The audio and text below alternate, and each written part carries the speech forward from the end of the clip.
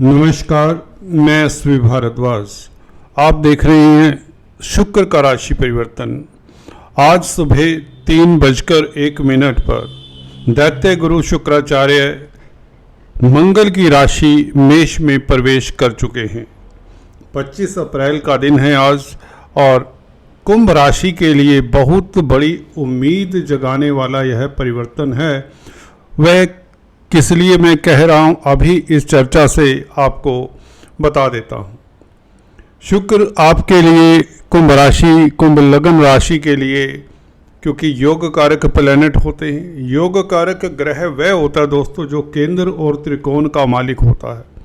यहाँ पर चतुर्थ भाव के भी मालिक हैं, जो कि सुख भाव है, जमीन जायदाद का, पेरेंटल प्रॉपर्टी का, आपके मन का, आपकी माता का भाव है। पब्लिक का भी भाव यही समझा जाता है। और भाग्य भाव के भी मालिक हैं शुक्र, जहाँ पर तुला राशि शुक्र की आती है। तो शुक्र का रोल सबसे ज़्यादा इम्पोर्टेंस रखता है आप लोगों की कुंडली में। और शुक्र का यह परिवर्तन मेष राशि में आ जाना, तृतीय भाव में गोचर करना, कैसा रहेगा समय आने वाले कुछ ये दिन, मई का महीना खासकर, उसके ऊपर हम टिप्पणी करने जा रहे हैं दोस्तों। बहुत ही इम्पोर्टेंट वीडियो है, लाभकारी विश्लेषण है, सुखद विश्लेषण है, बल्कि यूं कहें। चर्चा को आगे बढ़ाने से पहले मैं निवेदन करना चाहता हूं, अगर आप फर्स्ट टाइम इस चैनल पर आए हैं तो इसे चैनल को सब्सक्राइब करें, लाइक करें और ज़्यादा से ज़्यादा शेयर करें।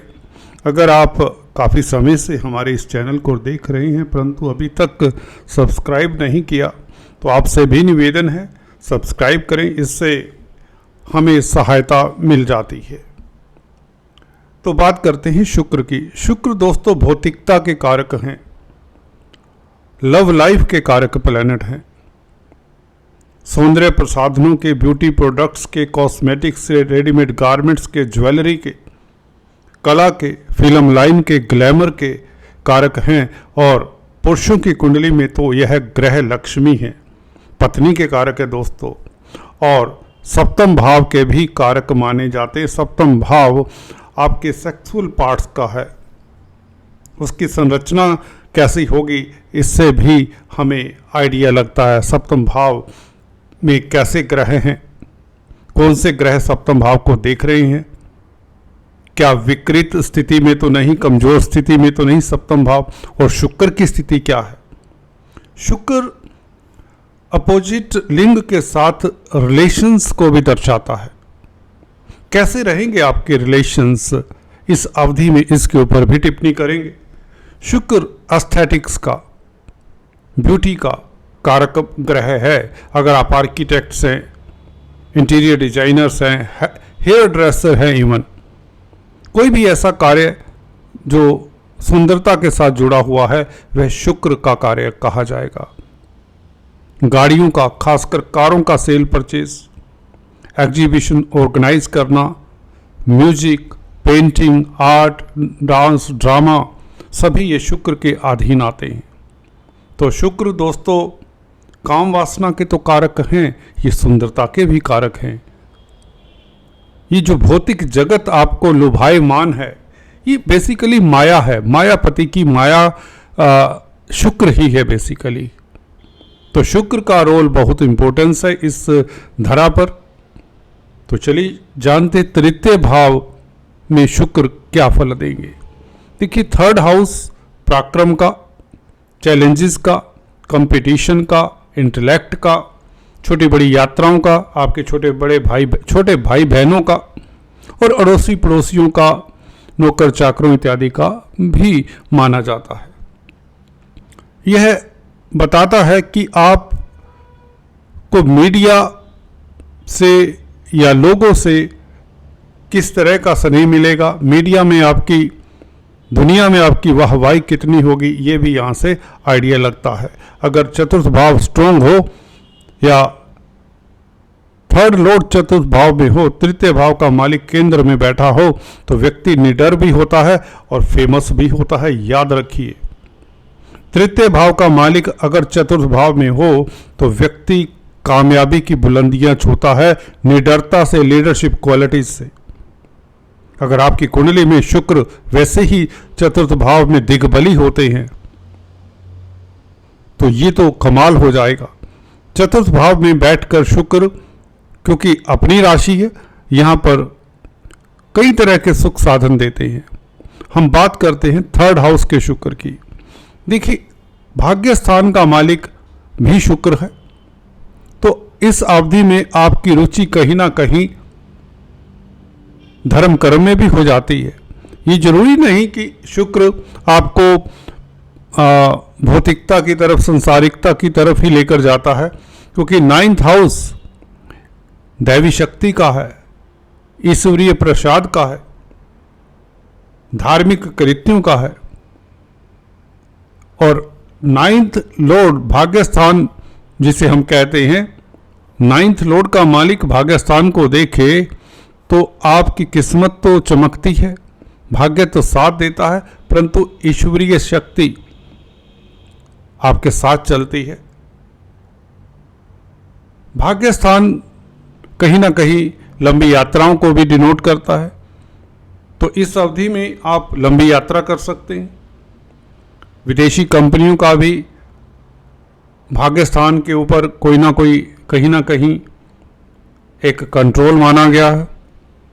इसी तरह से 12वां भाव भी, जो कि विदेशों का भाव है, अगर किसी कुंडली में 9th और 12th लॉर्ड का संबंध हो जाए अच्छी स्थिति में, तो व्यक्ति विदेशों से धन कमाने वाला होता है।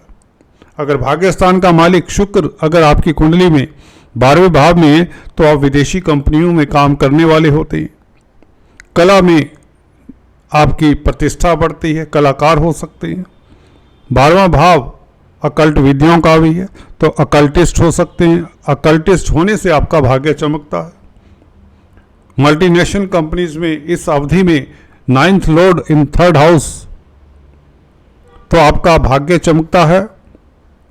छोटी बड़ी यात्राओं से, धार्मिक यात्राओं से आपको सुखद फल मिलेगा, मानसिक शांति मिलेगी, आपकी यात्रा सफल होगी। अगर आप तीर्थाटन के बारे में सोच रहे हैं, जो कि बिल्कुल संभव है कि इस अवधि में काफ़ी लोग, खासकर सीनियर सिटीजन्स, तीर्थाटन करें। शुक्र देखिए प्रेम प्रसंगों के कारक होते हुए भी आपको तीर्थाटन भी करवा सकते हैं, क्योंकि 9th हाउस तीर्थ का भी है, धर्म कर्म का भी है, प्रभु का भी है। तो प्रभु का आशीर्वाद, आपको इष्ट देव का आशीर्वाद भी शुक्र दे रहे हैं। किस्मत तो आपकी प्रबल रहेगी, आपके अटके आधे अधूरे कार्य तो संपन्न होंगे, ये बात तो निश्चित है। जब भाग्यस्थान का मालिक अपने ही भाव को देखे तो किस्मत तो आपकी 7वें आसमान पर रहने वाली। किस्मत को लेकर निश्चिंत रहिए, जिससे धन भी आएगा, प्रतिष्ठा भी आएगी, कामयाबी भी आएगी। ये सभी पहलू आपके बहुत आप खुश रहेंगे। तरक्की किसे अच्छी नहीं लगती, सफलता किसे अच्छी नहीं लगती। आप सफल भी होंगे, तरक्कीशुदा होंगे, घर परिवार में खुशियों का माहौल। और शुक्र दोस्तों आपके, अगर आप पुरुष जातक है तो पत्नी के भी कारक हैं, तो दाम्पत्य जीवन भी आपका सुखद रहेगा, घर परिवार में खुशियों का माहौल, क्योंकि चतुर्थ भाव के भी मालिक हैं शुक्र। तो कहीं ना कहीं डोमेस्टिक लाइफ भी अच्छा रहेगा। जमीन जायदाद, प्रॉपर्टी इत्यादि के बारे में कम से कम डिस्कशन होगा, नहीं तो आप उसमें इन्वेस्ट करेंगे या अपने लिए एक घर मकान परचेज करने की योग भी बना देता है, क्योंकि चतुर्थ भाव का मालिक भाग्य स्थान को देख रहा है। तो कहीं ना कहीं भाग्य प्रबल हो तो यहाँ पर सुख भाव का भी आपको शुभ फल ही मिलेगा। फिर भी अगर देखा जाए, क्योंकि शुक्र का चतुर्थ भाव से पीछे जाकर बैठ जाना, अपनी मदर के स्वास्थ्य का ख्याल रखें। अगर उन्हें पहले से कोई दिक्कत है तो उनके इलाज के ऊपर आपका फोकस रहना चाहिए। पब्लिक में कोई भी आप कमेंट देते हैं, कोई भी वक्तव्य पेश करते हैं, तो थोड़ा सोच समझ कर चलें।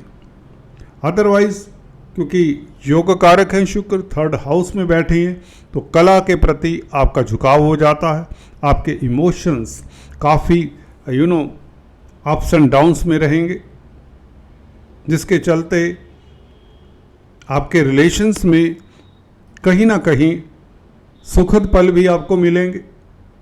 नौकर चाकरों के साथ डील करने में आपको थोड़ी सी सतर्कता बरतनी चाहिए। भाइयों के साथ संबंध नो डाउट आपके अच्छे होंगे। छोटे भाई बहनों के साथ, अड़ोसी पड़ोसियों का साथ मिला करता है। ऐसे में मार्केटिंग की व्यक्तियों के लिए काफ़ी शुभ रहेगा।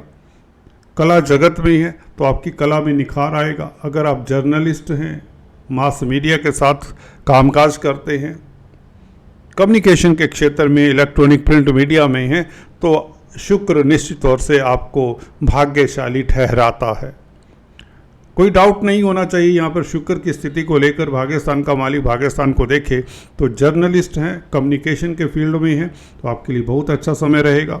आप अच्छे राइटर साबित होते हैं, कुछ लिख रहे हैं तो उसमें निखार आएगा और यादगार आप कुछ ना कुछ कर जाएंगे, कुछ ना कुछ क्रिएट करना चाहते हैं। आपकी इमेजिनेशन पावर अच्छी रहेगी क्योंकि मंगल की राशि, इस अग्नि तत्व की राशि में शुक्र हालांकि इतने सहज नहीं होते, परंतु थर्ड हाउस में शुक्र बुरा फल भी नहीं दिया करते। ये याद रखिए। आपकी कुंडली में तो भाग्य भाव के मालिक है, तो जिनका शुक्र भाग्य स्थान में होता है वो तय जिंदगी किस्मत वाले होते हैं, अक्सर देखा गया है। हाँ, दूसरे ग्रहों का रोल भी काफ़ी महत्वपूर्ण होता है।